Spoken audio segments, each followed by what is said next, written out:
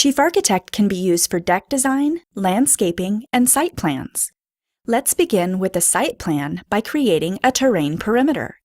The terrain perimeter defines the shape of the lot in 2D and can be easily edited. Bearing line information can be entered into the site plan as well.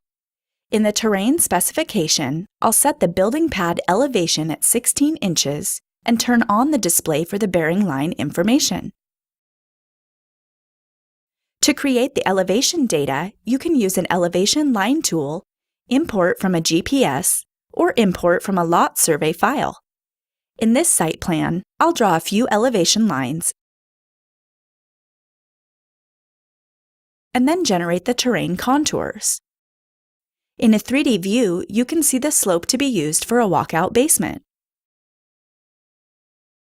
There are terrain tools to add features such as hills, valleys, roads, sidewalks, and retaining walls to create a complete site plan or multi-unit development. Once the terrain shape and site plan have been completed, we can begin to add landscaping features. To make it easy, there are pre-arranged landscaping beds in the library to place into the design. Or we can place individual plants by using the Plant Chooser. The Plant Chooser includes plant information on over 3,500 plants.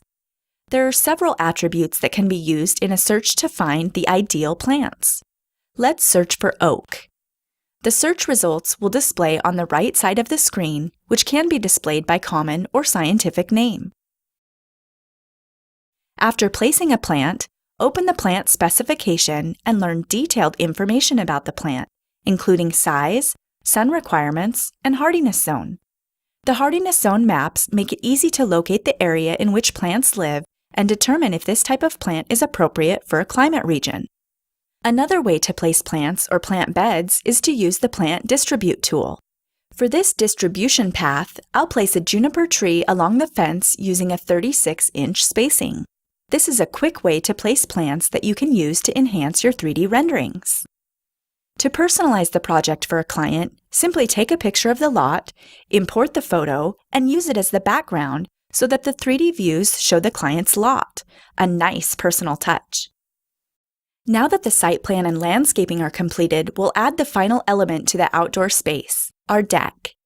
Using the Deck Railing tool, I will draw a rectangular-shaped deck. Once an area is enclosed, the deck room is created. Now I'll turn the railing off for the deck.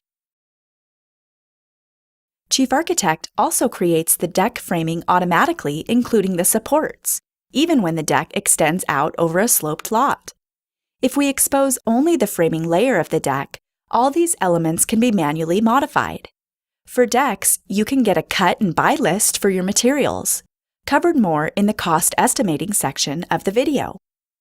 In the deck room dialog, there are several options that can be set for the deck or patio, including the roof and ceiling styles, deck planking size, gap, direction, and all of the structural details. You can add stairs, ramps, and coverings. I have already created a trellis for this deck using the Chief Architect CAD tools, and I will place it from my library. To learn more about creating a custom deck covering, search for trellis in our video section of the website. The powerful landscaping and deck tools can help put the finishing touches on any project to help win over the client and gain business.